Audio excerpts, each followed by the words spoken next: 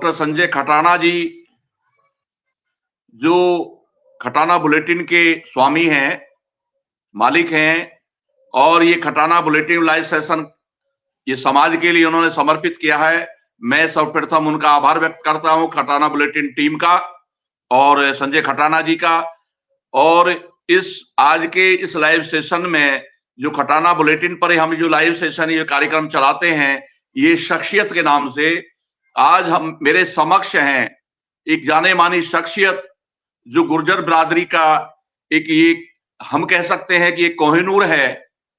मेरे समक्ष हैं जो जम्मू कश्मीर से श्री जनाब रशीद आजम इंकलाबी जी, आर.ए. इंकलाबी जी, जो गुर्जर बिरादरी से ताल्लुक क्या रखते हैं, गुर्जर बिरादरी से हैं और चाहड़ गोत्र से हैं और एक बहुत ही शानदार शख्सियत हैं इस बिरादरी की, और जिन्होंने अपने लाइफ में बहुत सारा मुकाम हासिल किया है।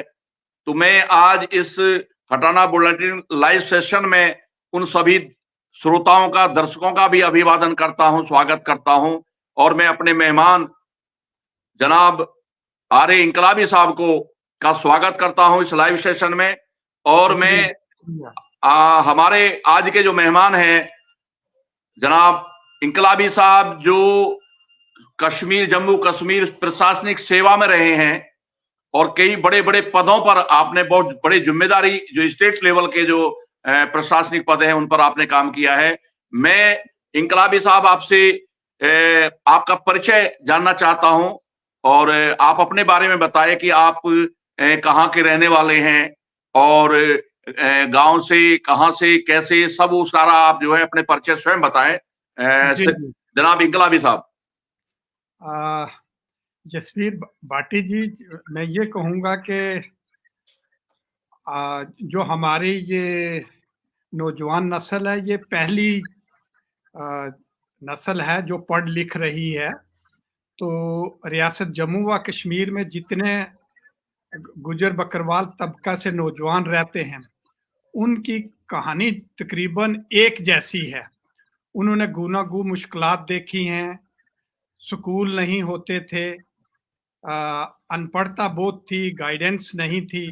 तो मेरा ताल्लुक डिस्ट्रिक्ट राजौरी से है और डिस्ट्रिक्ट राजौरी में भी हिंदुस्तान और पाकिस्तान का जो बॉर्डर एरिया है, लाम सेक्टर अमूमन मशहूर रहता है, तो वहाँ का मैं रहने वाला था। हमसे जो बॉर्डर बेल्ट है वो तकरीबन 8-10 किलोमीटर दूर है। तो वहाँ से मेरी इब्तदाई तालीम शुरू हुई। वहाँ प्राइमरी स्कूल था। प्राइमरी स्कूल के बाद ये मिडिल स्कूल में चले गए। फिर हाई स्कूल चिंगस से मैंने मैट्रिक की। तो जो एरिया था, मेरा घर था, घर से जो स्कूल था वो तकरीबन 15 किलोमीटर दूर था। तो दिक्कत बहुत थी, सड़क नहीं थी, पैदल चलना पड़ता था। और मुझे याद आता है कि जब 10th का मैं स्टूडेंट था तो स्कूल जाते वक्त हमें पैदल जाना पड़ता था और नंगे पांव जाना पड़ता था, और रास्ता भी कठिन था, पथरीला था। तो बड़ी दुश्वारियां आती थी। और उस हाई स्कूल का मैं परेड में कराता, मॉर्निंग वॉक जो होती थी वो मैं कराता होता था। तो जब मैं काशन देता होता था तो देख के, तो जब दूसरे बच्चों को मैं देखता था तो दिल में मैं सोचता था कि ए मेरे अल्लाह, ए मेरे भगवान, मेरे पाँव और जमीन के दरमियान में कोई फर्क नहीं है। ये बच्चे कितने किस्मत वाले हैं जिन्होंने समझो ये बूट डाले हुए हैं और नंगे पाँव नहीं हैं। तो जिसकी वजह से ये दुश्वारियां हमें देखनी पड़ी। लेकिन मेरे जो वालिद साहब थे वो गांव के मौलवी थे, लेकिन उन्होंने वो अक्सर कहा करते थे कि बच्चे, हमेशा आदमी को जो अपने विचार हैं वो ऊंचे रखने चाहिए और किसी भी बिद्दत को अपने नजदीक नहीं आना चाहिए। जैसे सिगरेट, बीड़ी, दूसरी जो नशावर चीजें होती हैं, इनको कभी भी अपने नजदीक नहीं आना चाहिए। अपने जो आदर्श हैं वो ऊंचे रखने चाहिए। तो उन्हीं की प्रेरणा की वजह से फिर 10+2 हाई स्कूल चिंगस से किया, जो कि एक जम्मू कश्मीर के डिस्ट्रिक्ट रजौरी का एक बॉर्डर बेल्ट है। उसके बाद हायर सेकेंडरी स्कूल रजौरी में चले गए।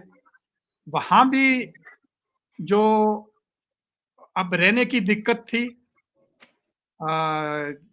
डिस्ट्रिक्ट हेडक्वार्टर तकरीबन कोई हमारे गांव से 50-60 किलोमीटर दूर था। वहां वहां रहने का नहीं था। उस जमाने में भी ये हॉस्टल्स का तो कोई साधन नहीं होते थे। किसी के घर रह के वहां से पढ़ने को जाना होता था। फिर 10+2 किया। तो 10+2 करने के बाद जब कॉलेज में एडमिशन लेने के लिए डिस्ट्रिक्ट पुंछ में जाना पड़ा, क्योंकि रजौरी में डिग्री कॉलेज नहीं था। रजौरी पुंछ में एक ही डिग्री कॉलेज था जो पुंछ में था। तो मुझे याद आता है वो कठिन मरहला कि जब मैं बीए पार्ट फर्स्ट में एडमिशन लेने के लिए गया, तो घर से फीस लेके चला गया। तो वहां जाके पता चला कि अगर फीस कितनी है कॉलेज की, तो जो पैसे मैं साथ लाया उनका मैंने हिसाब किताब किया। अगर रात को मैं होटल पे खाना खाता हूं तो मेरे वापसी का किराया नहीं रहता है। तो अगर इसमें आप कोई किसी से वहां दूसरा डिस्ट्रिक्ट था, उधार भी नहीं ले सकते थे। तो फिर मैंने रात का खाने को स्किप किया और दूसरे दिन एडमिशन ली। एडमिशन लेके फिर वापस आ गया।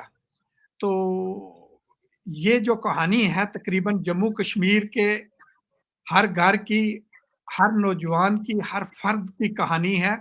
वो इन मुश्किलात से दो चार होते रहे, लेकिन हमारे जो बुजुर्ग थे, हमारे जो अब्बा व अजादाद थे, उन्होंने गुर्बत देखी, मुश्किलात देखी, लेकिन अपने बच्चों को पढ़ाई की तरफ राग़िब किया कि आप तालीम हासिल कर लें। तो ये समझो कॉलेज की मेरी हिस्ट्री है। इसके बाद 10+2 के बाद ही इसी दौरान में जम्मू कश्मीर में वहां टीचर्स की पोस्ट निकल गई। तो मैंने वहां ये टीचर की पोस्ट के लिए अप्लाई किया, इंटरव्यू दिया। कुछ 6-7 महीने में वो रिजल्ट हो गया। तो दिसंबर के महीने में लिस्ट निकल गई। तो पुंछ कॉलेज में थे हम। तो जब इंटरव्यू दिया तो मुझे उम्मीद थी कि इंटरव्यू इतना अच्छा हो गया, मुझे पैनल में आना चाहिए, सिलेक्ट पैनल में। लेकिन वो अचानक पुंछ में जब पता चला कि लिस्ट हो गई है, तो किसी को पूछा, उन्होंने कहा जी आपका नाम नहीं आया। हम कोई 8-10 लोग वहां से लड़के निकले कि हम जाएंगे, जाके प्रोटेस्ट करेंगे कि ये सिलेक्शन क्यों नहीं हुई, कैसा नहीं हुआ। तो मुझे याद है कि हम वहां से लास्ट गाड़ी पकड़ी तो रजौरी हम कोई, ये सर्दियों का ही मौसम था, तकरीबन कोई 8-9 बजे पहुंचे। तो उस जमाने में ये जो सिलेक्शन लिस्ट होती थी, ये कोई और कोई साधन तो होता नहीं था। वहां एक पुल है, पुल के ऊपर वो झोला पुल आपने भी देखा है, उस पर लिस्ट लगी हुई थी। तो कहने लगे वहां लिस्ट लगी है, देख लो। तो वहां हमने मोमबत्ती वगैरह ली और जाके देखने लगे। देखते देखते वो अचानक देखा मेरा नाम उस लिस्ट में आया हुआ था। अच्छा, तो जी जी, और साथ में मेरे बड़े भाई का भी उसी लिस्ट में नाम, चाचेजाद भाई का भी उसी लिस्ट में नाम। आप यकीन करेंगे कि वो जिंदगी का मेरा पहला इतना बड़ा खुशी का मुकाम था। खुशी का एक मौका है। बहुत बड़ा नहीं, वो ऐसी खुशी थी कि जिसका बयान नहीं किया जा सकता। आप यकीन करेंगे कि रात भर में सो नहीं पाया, अच्छा। इतनी खुशी में कि अचानक इतना जो जंप मिल गया। तो उसके बाद मैं दूसरे दिन गाड़ी पकड़ी तो सीधा मैं पुंछ चला गया, वहां से सामान लिया, ला के वापस आके जॉइनिंग डाली। और लुत्फ की बात यह है कि जिस स्कूल से मैंने फिफ्थ की थी, जी। उसके बाद वो स्कूल डिफंक्ट हो गया था। वो गांव का स्कूल था, वहां से कहीं बंद पड़ा था। फिर मेरी पोस्टिंग उसी स्कूल में कर दी गई जहां से मैंने फिफ्थ की थी। अच्छा, प्राइमरी एजुकेशन जो आपकी है वहीं पर आप टीचर बन के आ गए? वहीं टीचर आ गए, दोबारा वहां स्कूल मैंने शुरू जी किया जो डिफंक्ट पड़ा था। जी खैर जी। वहां बच्चे थे, उन बच्चों को इकट्ठा किया, बरादरी के बच्चे थे। तो वहां तकरीबन कोई 3-4 साल रहा, वो साल मेरा जाया हो गया। तो दूसरे साल मैंने, क्योंकि उस साल मैं कॉलेज में से वो एग्जाम नहीं दे पाया था, दूसरे साल मैंने ग्रेजुएशन प्राइवेट, भारतीय उस वक्त 2 इयर्स ग्रेजुएशन होती थी, तो मैंने ग्रेजुएशन प्राइवेट कर ली। तो समझो जिस वक्त मेरी 3 साल सर्विस हो गई तो मैं ग्रेजुएट हो गया। अब जी ग्रेजुएशन के बाद शौक था मुझे कि हायर एजुकेशन हासिल करूं। तो ये डिस्कशन करने लगे कि आगे जाना चाहिए या नहीं। मुझे कुदरती जी। मेरे अभी वालिद साहब। इंकलाबी साहब, आप तो को थोड़ा सा मैं आधा मिनट आपका लूंगा। जी जी आपने जो ये सफर और संघर्ष की बात कही है कि मेरे पैरों में चप्पल जूते नहीं होते थे और जो बच्चे और थे उनके शूज पहने हुए होते थे, जूते पहने होते थे, और आप ये कह रहे हैं कि हे ईश्वर, हे अल्लाह, ये मुकाम मुझे कैसे मिलेगा? अब एक एक चीज बीच में आपके मैंने इसलिए रोकी है कि जैसे सुना है अखबारों से, टीवी से, वैसे भी आम तो पाकिस्तान और हिंदुस्तान का बॉर्डर है, तो जी जी। वहां दूसरे सुरक्षा को लेकर भी तो बहुत सारी चीजें रही हैं। नहीं, मुझे तो संभाल है ना। जब जी 65 की जंग हुई, उस वक्त जी मैं बहुत छोटा था, लेकिन उसका मुझे पता है हम कैसे बेघर हुए, वहां से बॉर्डर एरिया से सब कुछ छोड़ के तो हम निकले। अचानक आप घर में इतना सामान होता है, अगर आपको अचानक वो जगह छोड़नी पड़े तो आप क्या सामान लेके जाएंगे? जो बैग्स वगैरह होंगी वो ले लेंगे, या कुछ बर्तन ले लेंगे, खाने पीने का सामान ले लेंगे। बाकी का सब सामान वहां छोड़ दिया, जो कि बाद में जाया हो गया। तो जो 71 की वार हुई, जी 71 की जो वार हुई, उसमें यह था कि वो बॉर्डर एरिया से हम डिसलोकेट नहीं हुए थे। उसमें वहां ही रहे, बॉर्डर पे टेंशन हुई, लेकिन जो इंटरनल वो डिस्टरबेंस होती है वो नहीं हुई। तो आ, ये दिक्कत जो बॉर्डर के लोगों को वो है। अच्छा, मुझे याद है कि जब मैं 7th का स्टूडेंट था तो मैथ मेरा बहुत ही अच्छा था, लेकिन बीच में एक कोई टफ सवाल था। तो अब मैं उसको बार बार कोशिश कर रहा था, लेकिन समझाने वाला हमारे गांव में कोई था ही नहीं। तो मैं सोचता था कितने लोग हैं वो मुकद्दर वाले जिनको कोई समझाने वाला होता है, पढ़ाने वाला होता है। तो लेकिन ये दूर दराज के एरिए में ये कोई ऐसे साधन होते नहीं। उस जमाने में ट्यूशन का तो कंसेप्ट ही नहीं था। तो लेकिन इस तरह जो टीचर लोग उस वक्त होते थे, अगर वो बच्चों को अपने पास स्कूल के बाद पढ़ाना एक बहुत फख्र समझते थे, अगर बहुत सारे बच्चों को फ्री पढ़ाते थे जो पढ़ना चाहते थे। तो लेकिन हमारा गांव इतना दूर था, वहां तो कोई पढ़ा लिखा था नहीं, ये दिक्कत थी। तो जब ग्रेजुएशन हो गई तो फिर मुझे लॉ का बड़ा चस्का था, बहुत था। मेरे वाल साहब शुरू से उन्होंने ऐसा कुछ रखा था कि बैरिस्टर बड़ा अच्छे होते हैं, या जो एडवोकेट्स होते हैं लॉ नोइंग अच्छे होते हैं। तो मैंने सोचा मैं भी लॉ करूंगा। तो बड़ा भाई भी उस वक्त टीचर बन गया था। भाइयों से डिस्कशन हुई, बहनों से डिस्कशन हुई। तो जो मेरे जीजा जी थे, एक टीचर था, एक आर्मी में था, तो सब इनकार करके कहने लगे अच्छी भली नौकरी लगी हुई है, आप इसको छोड़ के जाना, कोई जचता नहीं है, कल वकालत चले या ना चले। लेकिन जब मैंने वाल साहब से डिस्कस किया तो मैंने कहा ऐसे ऐसे है, क्या करें? उन्होंने कहा आपकी मर्जी है तो आप जाएं, आगे पढ़े, अगर आपको मैंने यहाँ तक पढ़ाया है तो कोई बात नहीं, अगर आप जाना चाहते हैं आप जाओ। यहाँ तो यहाँ में जो है इनकलाबी साहब आपको जी ये जो आपका इसका मतलब सीधा सा ये है कि जो आपका सिंबल है या आपकी प्रेरणा है वो हमारे मतलब पिताश्री से ही मिली है, पिताजी से ही मिली है, वालिद साहब से। आ, तो टोटल सिंबल मिला है, मजबूती मिली है।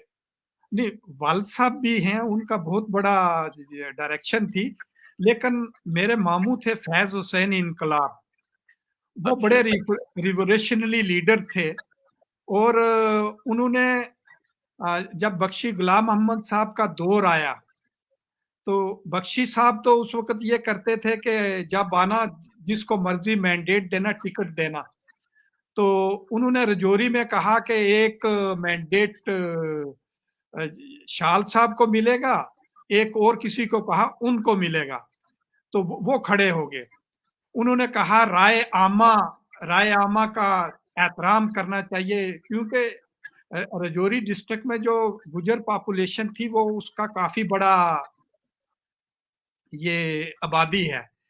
तो फिर उन्होंने पूछा कि ये बख्शी साहब ने कि इनकलाब आप कब आए, क्योंकि 47 का जब ये पार्टीशन हुई थी तो जो मेरे मामू फैसन इनकलाब थे वो उस वक्त कहीं बंगाल में थे, तो फिर वहां से निकलते हुए लाहौर चले गए थे। तो उन्होंने कहा कि आप कब आए हो?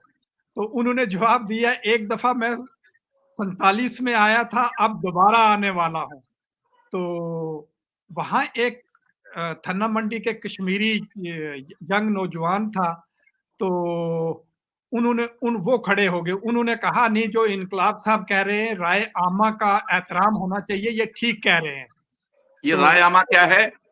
राय आमा के जो पब्लिक है, जी पब्लिक से भी पूछ लो कि वो किसको चाहते हैं, कि मैंडेट किसको मिलना चाहिए। जी जी जी। तो उस जमाने में तो जो बख्शी साहब कहते थे जिसको मैंडेट मिल गया समझो वो उसी को ठप्पा लग जाता था। तो जी। फिर उन्होंने कश्मीरी में उनको कहा, बैठाया कि आपने तावन साहब आपने क्यों सपोर्ट की, लेकिन कामरेड ग्राम कादर जी थे, उन्होंने कहा नहीं, ये राय आमा की अ, कुल वो कुल कदर मिला करनी के चाहिए। फिर दूसरे दिन कुल मिला जब के जी आपको वालिद साहब का एक मार्ग और जो इनकलाबी साहब आपके मामू हैं जो क्रांतिकारी थे, उन्होंने जी जी जी आपको एक तरह से प्रेरणा से ओतप्रोत किया और आगे बढ़ने की प्रेरणा दी। आप यही बिल्कुल बिल्कुल। इसका कंक्लूजन निकलता है। और मेरे और एक उस्ताद थे बी आर शर्मा थे, जी उनका मेरी जिंदगी पे बहुत बड़ा इफेक्ट पड़ा हुआ है। जी जी जी। उन्होंने जब मैं पढ़ता था तो उन्होंने मुझे बहुत सारी चिट्ठी लिखी, जब वो वहां से ट्रांसफर हो गए उन्होंने बड़ी डिटेल से लिखी। एक शाहबाज रजौरवी होते थे, वो भी बहुत अच्छे टीचर थे, उनका भी मेरी लाइफ पे बड़ा अच्छा इफेक्ट रहा है, उनकी बड़ी गाइडेंस रही।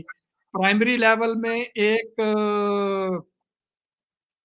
मास्टर जी थे, उन्होंने उन्होंने भी बड़ा गाइड किया। जो टीचर होते हैं ना वो बच्चे में इंस्टिंक्ट जान लेते हैं कि ये कहाँ तक जाएगा। तो जब ग्रेजुएशन के मैंने 10+2 ही की थी तो किसी ने कहा आपने क्या बनना है? मैंने कहा मैंने प्रेसिडेंट ऑफ इंडिया बनना है। मैंने कहा प्रेसिडेंट जब ऑफ इंडिया बनना है। हाँ हाँ, वाह। मैंने कहा ख्वाब ही देखने हैं तो ख्वाब ऊंचे देखो, जी ख्वाब देखने में कौन सी मनाही है। तो जब मैं 10+2 का स्टूडेंट था तो वहाँ उस वक्त ये गुजर स्टूडेंट फेडरेशन हमने बनाई थी, उसका मैं प्रेसिडेंट था वहाँ रजौरी डिस्ट्रिक्ट का। तो एक मेरे दोस्त हैं जो आजकल पीएससी के मेंबर हैं, वो जनरल सेक्रेटरी थे। तो इस तरह चला। फिर हमने लॉ की जम्मू यूनिवर्सिटी से।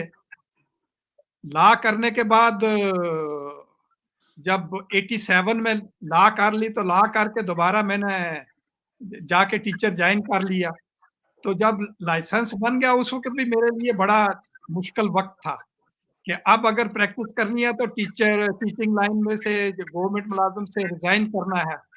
तो उस वक़्त भी जो डिसीज़न लेना पड़ा मुझे, बड़ा मुश्किल था कि इस वक़्त रिज़ाइन करें या ना करें। लेकिन अल्टीमेटली ये है कि अगर लॉ किया है तो टीचर जचता नहीं है, वहाँ जाके अपनी किस्मत आज़माई करनी चाहिए। फिर 87 का यहाँ इलेक्शन आ गया, तो रजौरी में सबसे पहले उस वक़्त मैंने रिज़ाइन दे के एज़ इंडिपेंडेंट वो फ़ॉर्म मैंने ले लिया कि अब फ़ॉर्म भरूँगा। लेकिन जो ही हमारे बिरादरी के लोग हैं, एमएलए साहब थे जो उनके, वो बड़े दूरंदेश थे, उन्होंने फ़ौरन मुझे बुला के अपने पास, आप ऐसा क्यों कर रहे हैं, क्या चीज़ है? तो उन्होंने अपने कॉन्फिडेंस में ले लिया। तो मेरे दोस्त भी था, उसने अच्छा, भी वहाँ कॉन्फिडेंस वहाँ वहाँ आप जो है एमएलए के इलेक्शन के लिए तैयार हो गए थे। ने फ़ॉर्म ले लिया था। अच्छा, तो नहीं मतलब तो वही हुआ ना, आपके अंदर ये जी, इच्छा जी। शक्ति थी कि मुझे जी, जो है लीडर बनना है। जी, जी, जी, जी। तो जी, फिर जी। वो जब बिरादरी की बात हुई, तो वो उस वक़्त बिरादरी के काज़ के लिए फिर मैंने वो उनकी सपोर्ट की। तो जी, जी। उन्होंने भी अ, हमारे साथ अच्छा ही किया कम्युनिटी के लिए। काफ़ी उन्होंने अच्छा रोल रहा। तो फिर मैंने रजौरी में 7 साल प्रैक्टिस की एडवोकेट। मेरा एक अखबार होता था उर्दू का, द गार्डियन, तो वो निकालता रहा। फिर उसके बाद ये हमने ये ट्राइबल मूवमेंट के लिए बड़ी संघर्ष किया। तो वहाँ उस वक़्त रजौरी में ये कम। गुजर गुजर बकवास के लिए जो गुजर बकरवाल हैं, जो ट्राइब्स वही हैं जम्मू कश्मीर में? नहीं, जम्मू कश्मीर में तो तकरीबन 12 एथनिक ग्रुप्स जो हैं वो ट्राइब्स हैं, लेकिन उस जी, वक़्त गुज्जर बकरवाल को एसटी स्टेटस नहीं दिया था। यहाँ के जो यूथ हैं उन्होंने उस वक़्त एक एजिटेशन शुरू की कि हमें ये स्टेटस मिलना चाहिए। तो मुझे याद है कि जब मैं वो बच्चों को या एड्रेस करते थे, हम कहते थे कि हमें हिम्मत नहीं हारनी चाहिए। तो अगर एक कतरा-कतरा पानी का कतरा-कतरा भी अगर चट्टान पर पड़ता रहे, एक वक़्त आता है वो चट्टान भी टूट जाती है। हमने हमने बॉर्डर्स पे रह के, हर जगह पे रह के हम सारा क्राइटेरिया जो है वो पूरा करते हैं, तो हमें ये इंसाफ मिलना चाहिए। तो उस वक़्त मैंने एक दफ़ा, जब कुछ एजेंसीज़ वालों ने कहा कि उस वक़्त आप थोड़ा-सा जनमोर्चा की हुकूमत थी, तो वो चाहते थे कि हम उसकी सपोर्ट करें, कहने लगे आप ऐसे करें। लेकिन मैंने वहाँ जब एड्रेस किया, वहाँ डीसी ऑफिस पे समझा, हमने कहा जो हमें स्टेटस देगा हम उसके साथ जाएँगे। अगर हमारे जो नेता हैं, अगर वो इस वक़्त हमारे साथ नहीं आ रहे, तो उस वक़्त जब इलेक्शन होगा तो हम इस्तदा करते हैं कि वो उस वक़्त आके इंटरफेरेंस नहीं करेंगे। आप आप यकीन।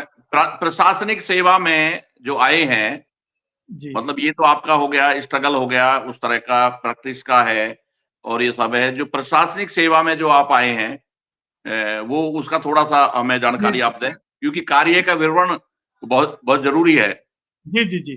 फिर मिनिस्ट्री ऑफ लॉ में एक 93 में एक पोस्ट एडवर्टाइज़ होगी, तो ये लीगल सर्विस की थी।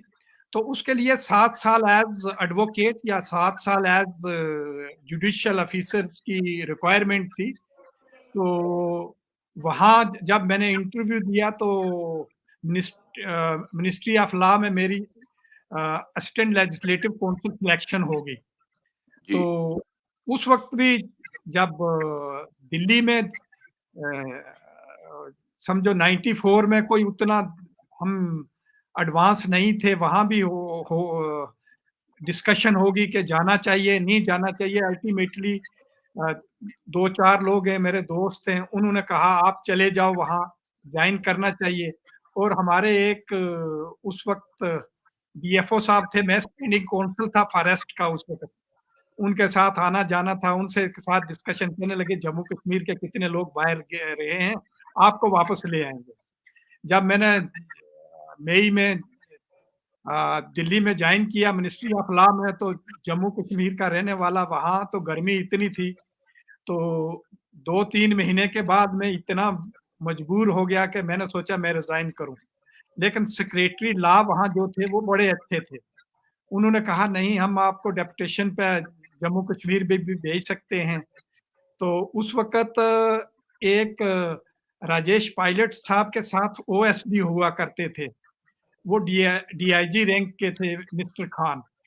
तो उन्होंने बड़ा मुझे उस वक्त इनकरेज किया, कहने लगा बेटा आप छोड़ के जा रहे हैं, हम ये कहते हैं कि आपने माँ के पल्लू से दूर ना जाएं, आपकी इतना अच्छे मिला है, कल आप दूर जाएंगे तो आप क्यों ऐसा सोच रहे हैं कि रिजाइन करेंगे।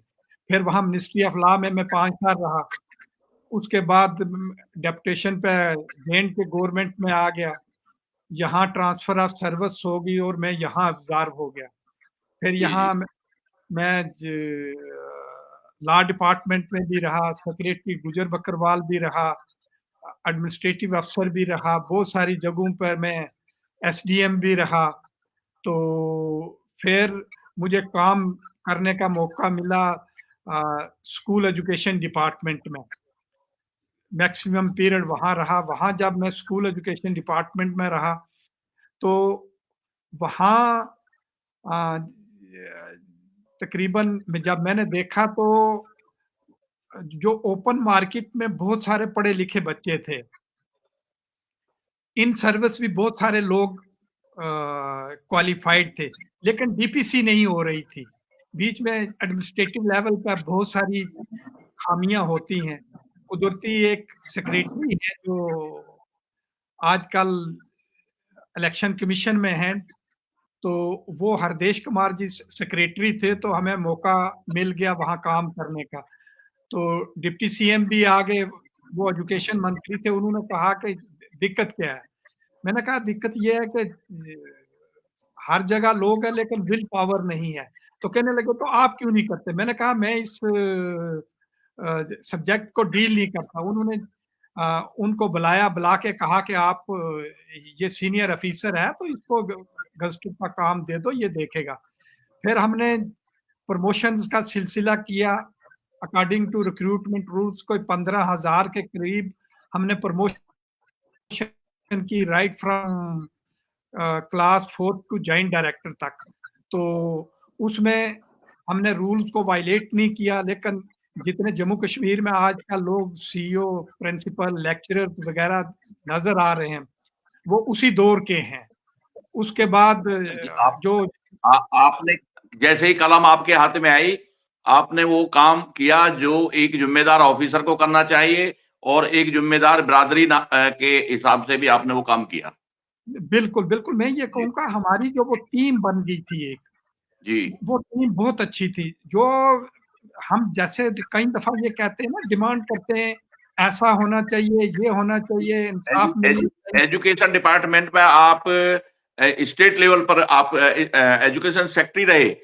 नहीं, मैं वहां पहले डिप्टी सेक्रेटरी था, फिर एडिशनल जी सेक्रेटरी रहा, फिर जी स्पेशल सेक्रेटरी रहा। ऊपर जो सेक्रेटरी थे वो जी अवधेश कुमार जी थी, आईएएस ऑफिसर थे। और जी जी डिप्टी सीएम तो जो थे उस वक्त, वो काफी पॉजिटिव थे। तो हमने जो वो एक किस्म का जो जैसे वो स्टेग्नेशन होती है, स्टेग्नेशन को दूर करके हमने काम किया। 15,000 कहने को तो बड़ा लगता है, लेकिन इसमें बड़ा वक्त लगता है, जिसकी वजह से खासकर मेरी फैमिली बड़ी सफर हुई और मेरी मिसेज ने बड़ा मेरा साथ दिया। तो वहां जो 15,000 हमने प्रमोशन की, तो उसमें तकरीबन 8,000 जो पोस्टें थी वो डायरेक्ट रिक्रूटमेंट को चली गई। और कुदरत का इंसेंटिव देखो, उन 8,000 पोस्टों में जब मेरी बच्चियों ने इंटरव्यू दिया, रिटन SSRB में 2 बच्चियां आ गई। ये ऊपर वाले का इंसेंटिव होता है। उसके बाद मैं डिप्टी कमिश्नर रामबन चला गया। उसके डिप्टी बाद कमिश्नर रामबन चले गए आप? जी जी। जी, उसके बाद ये मैं डायरेक्टर स्कूल एजुकेशन रखा। फिर उसके बाद डायरेक्टर फूड एंड सप्लाई भी रहा। फिर सेक्रेटरी ना, स्पेशल सेक्रेटरी हायर एजुकेशन में काम करने का मौका मिला। जब वहाँ higher secondary school higher education में मौका मिला तो हमने वहाँ कोई 51 नए कॉलेजेस खोले इसमें। ये ये आपने 2000 51 कॉलेज जो है अपना मतलब जम्मू कश्मीर के अंदर मतलब जैसे ही आपको पावर मिली 51 कॉलेज आपने खोल दिए? ना, उसमें जो बीच में एक सिस्टम में एक मैं भी था, लेकिन उस वक्त की हुकूमत ने 51 नए कॉलेजेस खोले और उसमें मैंने कोशिश की कि जितने बैकवर्ड डिस्ट्रिक्ट्स थे उनको भी हिस्सा मिले और तकरीबन 97 कॉलेजेस पहले थे और 2019 में उस वक्त गवर्नर रूल्स था तो 51 नए कॉलेजेस खोले गए और उसमें जो दूर दराज के एरिया में जो थे उनको अच्छी रिप्रेजेंटेशन मिली और ऊपर वाले ने मुझे मौका दिया कि रजौरी के जो 6 कॉलेजेस हैं उनको इनागुरेट करने का भी मुझे मौका मिला। ये ऊपर वाला देता है। जी हालांकि जी। बहुत सारे लोग होते हैं उनको कॉलेजेस इनागुरेशन का मौका नहीं मिलता है, लेकिन ऊपर वाले ने मुझे मौका दिया कि 6 कॉलेजेस को हमने इनागुरेट किया। वहाँ जब भी बच्चे जाते हैं, जब देखते हैं कि ये भी कोई स्पेशल सेक्रेटरी थे जिन्होंने हमारा कॉलेज इनागुरेट किया था। तो ये जी, ऊपर वाले का है, लेकिन आप मेहनत से काम करें, लगन से काम करें तो ऊपर वाला आपकी हेल्प करता है और आपको जो एक काम करने के बाद सुकून मिलता है तो उसका मैं कोई वही वही वही मैं आप आ रहा हूँ नहीं है। आपके आपके कार्य और संघर्ष और कामयाबी आपको मुकाम जिसको आप मेहनत आपकी रही है, प्रेरणा आपके वालिद साहब की रही, आपके पिताजी की रही, आपके मामा जी की रही, जो बहुत बड़े क्रांतिकारी रहे हैं, रेवोल्यूशन में रहे हैं। और और मेरे जी, कामयाबी कामयाबी का जो लेवल है जो आप पहुंचे हैं, भाई स्पेशल सेक्रेटरी रहे आप एजुकेशन में और डिप्टी कमिश्नर रहे रामबन के, इसे आप इस कामयाबी का जो मुकाम है, एक बच्चा गांव से इंटीरियर से पैदल चलकर नंगे पैर चलकर अभावों में गरीबी में ये सारा सब कुछ कर पाता है और आप किया आपने है और आपकी ये ग्रेटनेस है कि ऊपर वाले को इसका आप क्रेडिट दे रहे हैं, अपने परिवार और सबको क्रेडिट दे रहे हैं। तो कामयाबी जो आप मिली है आपको, इसका इसका जो है आप इसको सेटिस्फाई है कि भाई हाँ मैं अपने आपने कहा मैं प्रेसिडेंट ऑफ इंडिया बनना चाहता था, मतलब मेरी इच्छा है, सपना था और जी, आपको जी, स्पेशल सेक्रेटरी और डिप्टी कमिश्नर और फूड एंड सप्लाई में आप डायरेक्टर रहे, तो इसको जी। आप क्या क्या लेते हैं?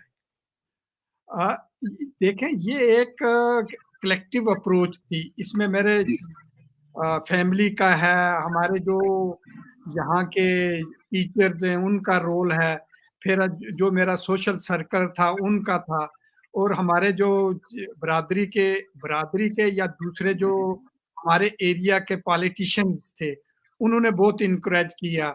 उनमें हाजी बुलंद खान साहब थे, उनका बड़ा रोल था। मियाँ अल्ताफ साहब हैं, उनका बड़ा रोल था।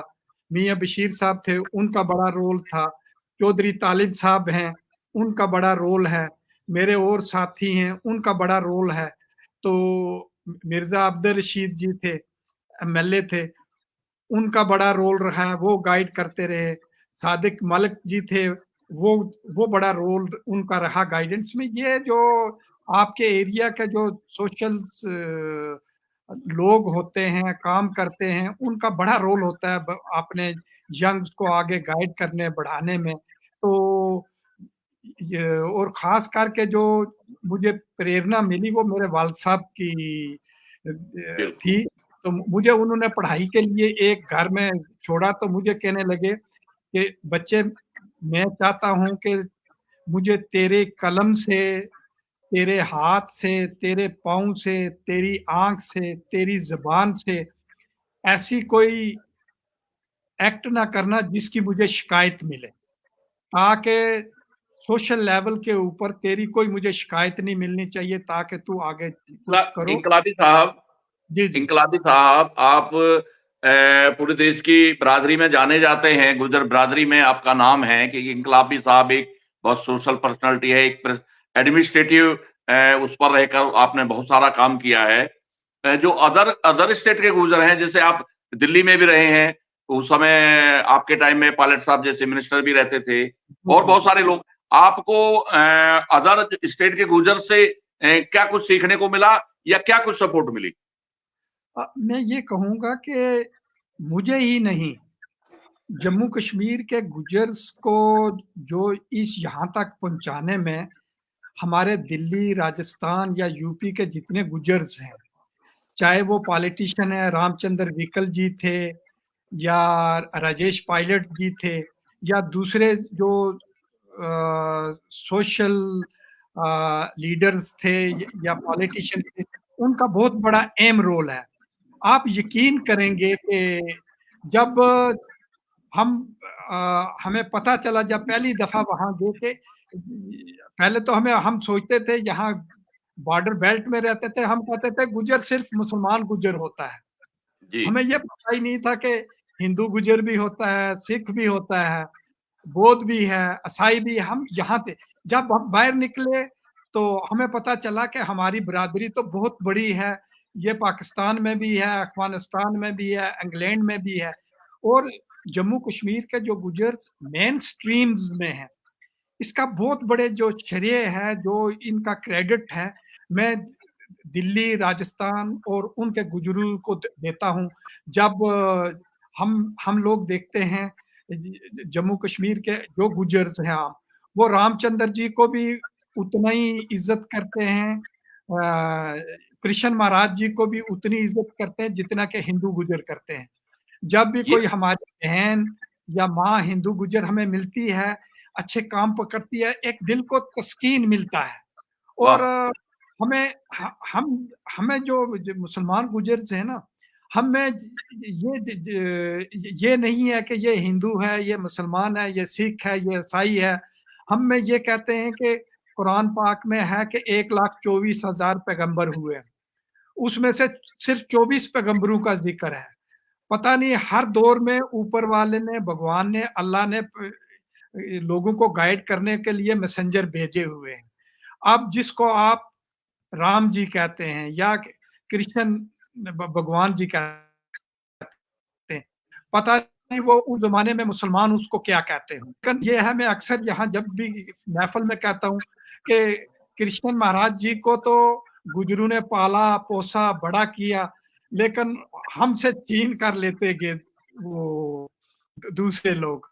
तो ये ये ये चीज ये जो है, इस बिरादरी की आप ये खूबी है कि ये सारे मज़हबों में है, सारे प्रांतों में है, अदर कंट्रियों में भी है, और इसका दिल बड़ा है, आपका कहने का ये एक निकलता है। और मैं आपसे अंत में इस लाइव सेशन में आप गुर्जर कम्युनिटी को, नौजवानों को, हमारी बहनों को, हमारी बेटियों को आप क्या संदेश देना चाहते हैं कि एक प्रशासनिक पद पर रहकर जो है, उन्हें किस तरह से आगे बढ़ना चाहिए? गुर्जर बिरादरी को आप क्या संदेश देना चाहिए? मैं ये कहूँगा कि सबसे पहले तो हमें ना, अगर मजदूरी करके, मांग करके अगर अपने बच्चों को पढ़ाना चाहिए, अगर मजदूरी भी करना पड़े, भीख भी मांगनी पड़े, पढ़ के अपने बच्चों को आगे पढ़ाना चाहिए, नंबर एक।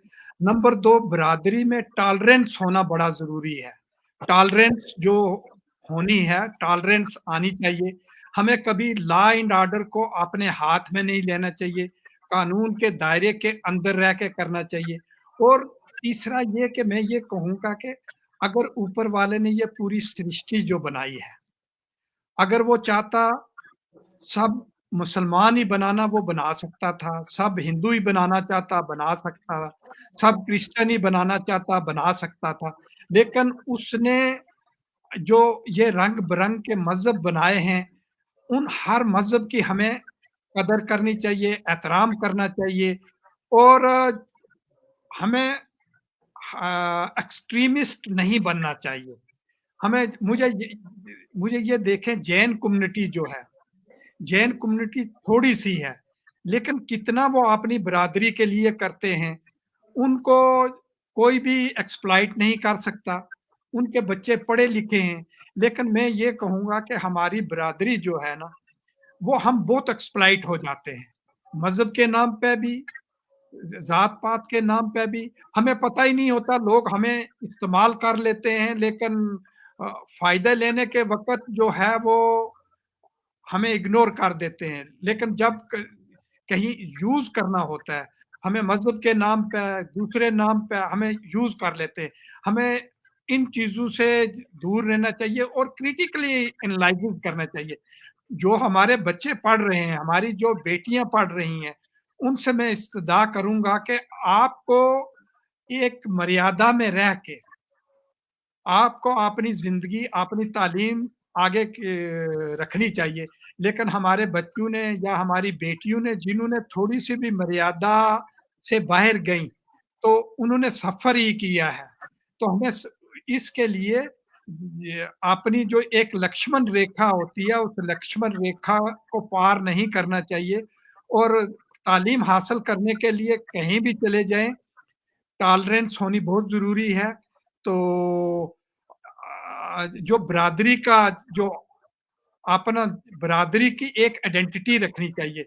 मैं तो राजस्थान की जो एजुकेशन है, उसको तो एक बेसिक वो पैरामीटर मानता हूँ जिसकी वजह से हमें पता चला कि हिंदुस्तान में गुज्जरों की इतनी बड़ी पॉपुलेशन है। अदरवाइज़ तो पहले हम किसी खाते ही में नहीं थे। काम करने वाले हम होते थे लेकिन क्रेडिट किसी को जाता था। तो इनकलाबी साहब, आपके साथ इस चर्चा में, परिचर्चा में बहुत ही अच्छा लगा और मैं पुनः आपका आभार व्यक्त करता हूं अपने कीमती समय से गुजर बिरादरी के जो आज के नौजवान हैं, हमारी बहन बेटियां हैं, हमारे बच्चे हैं, वो आपसे प्रेरणा लेंगे कि एक बच्चा गांव से, गरीबी से, परेशानियों से, संघर्ष से ये मुकाम हासिल करता है तो बाकी क्यों नहीं कर सकते। आज तो बहुत कुछ बदल चुका है और आपका धन्यवाद और आभार व्यक्त करते हुए मैं उन सभी लोगों का धन्यवाद करता हूं जो इस लाइव से जुड़े हैं और खटाना बुलेटिन जो निसंदेह हमारे बिरादरी में, पूरे देश और दुनिया में ये संदेश जो पहुंचा रहा है, ये एक परिवर्तन का दौर है, ये भी एक रिवॉल्यूशन है, ये विचार का परिवर्तन है।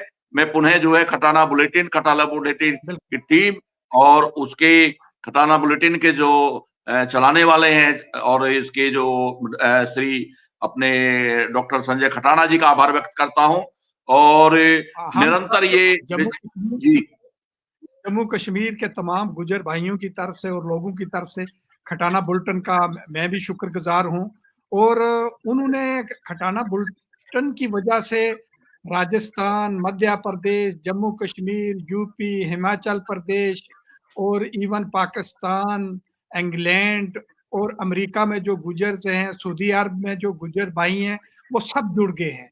इसका बहुत बड़ा ये हिस्ट्री एक वक्त आएगा कि हिस्ट्री लिखी जाएगी कि इनको गुजर को जोड़ने में किसका अहम रोल था।